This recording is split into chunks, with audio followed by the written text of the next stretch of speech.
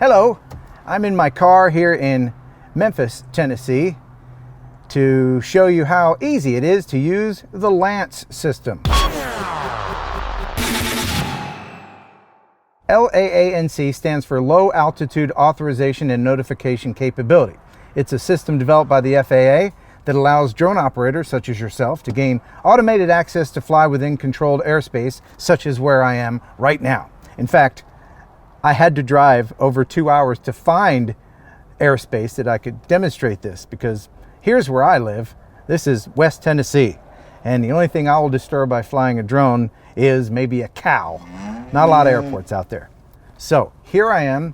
It's been drizzling, and so I found a little overhang here at the top of a parking garage, and let's go ahead and get into it. So the easiest way to do it would be through AirMap. You want to make sure that you are logged in. You can see where I am right now, just over the border here. And you can see if I zoom out that the airport takes up quite a bit of airspace, and normally you wouldn't be able to fly right here. We are in Class B. Oh my. So you can see here that the ceiling, these little 400s here, that is part of the upside down layer cake. The outermost edge where we are here, if you go up 400 feet, that's where the planes are. So I could probably fly here if I wanted to. I don't think DJI, the Go app, would mind. It might give me a warning, but let's just take you through this. So you click on your face, and this is my face, and then you want to click on flights. Tap to create a flight. And you can adjust the radius by doing this little slidey thing here. It defaults to 1,000 feet, which is fine. And then hit next. All right, so my flight will start now. And let's make it just an hour. Altitude, I'm not going to go any higher than 100 feet. It already has my name and my drone that I'm going to use in there. I don't want insurance. Got most of my stuff filled out here, even my phone number there, which is pixelated, because I know how you ladies are. You call me with all those marriage proposals and stuff. I just can't. No. So it wants you to provide a brief note to justify the safety of the operation.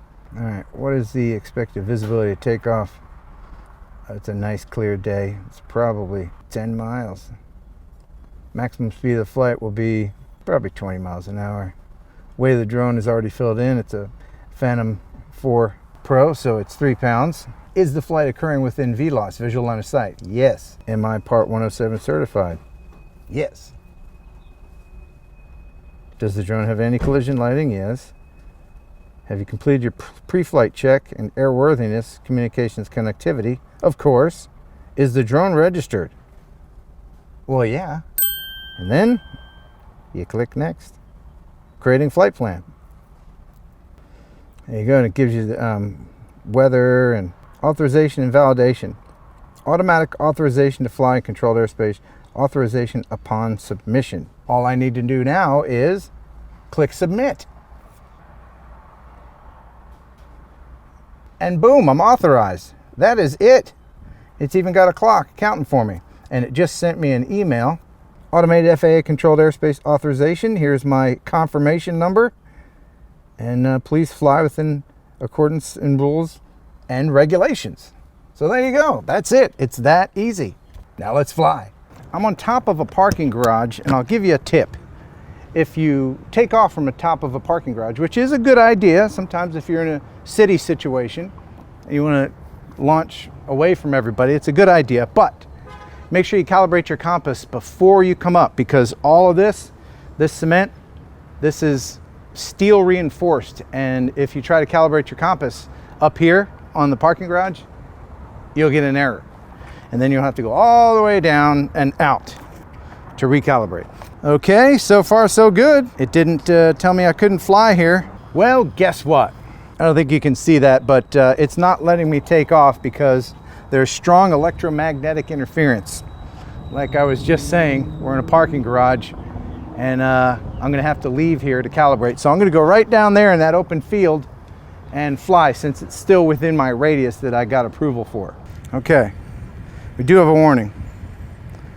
Your aircraft has been entered in an enhanced warning zone. Please fly with caution.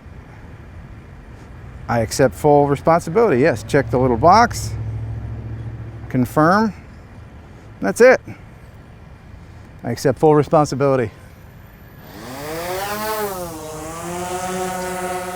So that's the parking garage where I was getting all the interference from, and there's the hotel. And I think the river is over that way. Let's turn around and see. There's a swimming pool that I want to avoid because there's patrons there swimming. Oh, no, you can see it. There we go. All right. The Mississippi River.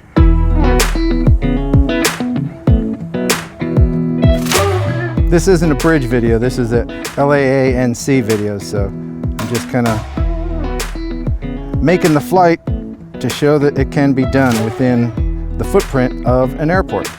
It is a pretty bridge, though. I think I'm in Arkansas.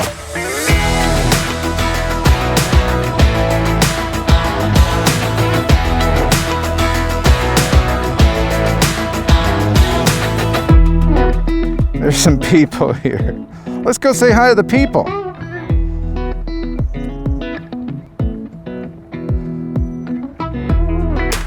Hi, people.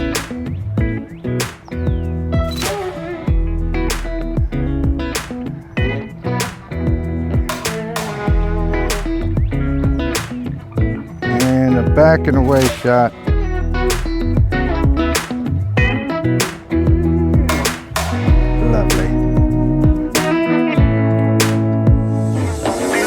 All right, I'm coming back here. Oh, I can't tell you how hot it is out here. It is just freaking hot. All right, well, that's it. That's how you use LAANC, otherwise known as LAANC. Thanks for watching. Thanks for subscribing.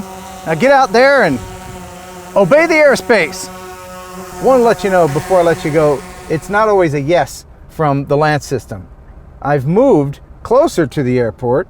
As you can see here by the indicators, 0 with the red line over it means there is no, that's pretty much the runway. And then over to the right there, the 100, that's the ceiling. So from the 0 to the 100, it incrementally goes up between those 2 points. I'm right where that dot is, so let's go ahead and try to get approved from here. Altitude, very important at this point. Let's bring it down just so we have a chance to 50 feet. The drone's the same, name of the pilot's the same, my phone number is the same. Ladies, click next. I'm guessing it's going to be a no. Rejected upon submission. Flight start is too close for manual authorization. In other words, tough noogies from the airport.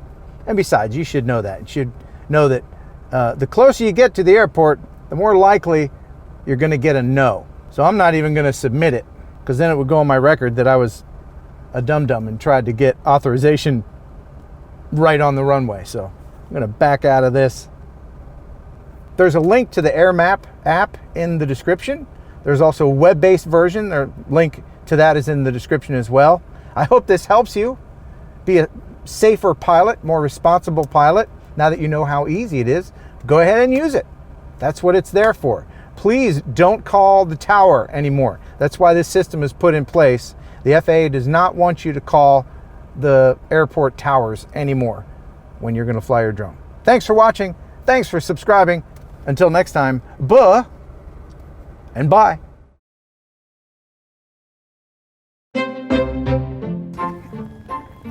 Compass calibration, not my favorite thing to do, just because it makes me freaking dizzy.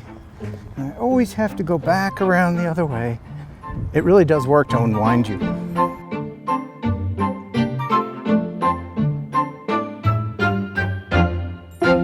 This video lovingly sponsored by RemotePilot101.com. If you are serious about making money with your drone, whether it be photography or FPV, well, then you're going to need, from the FAA, a 14 CFR Part 107 certification. And the best place to study for that certification is remotepilot101.com. Jason Shepard is a pilot and author of 8 best-selling aviation flight training books. And yes, taking tests suck, especially government tests. But Jason breaks it down into 10 easy lessons into little digestible pieces that even someone like me can learn from. And if I can do it, you can do it, by golly. Each lesson is streamlined. There's no fluff. Everything you need to know for the test and nothing more. Plus, it's regularly updated, so if something new comes out, a new regulation, or the FAA just has a mood swing, Jason will let you know about it. There's never been a better time to get certified, so get the smarts you need to pass that test at remotepilot101.com. Use Heron18 to get 30% off. That knocks the price down to $104. Look at that! Boom! Magic time! 22,000 tests passed and counting. You wouldn't drive without a driver's license. Don't fly without a UAS license. remotepilot101.com.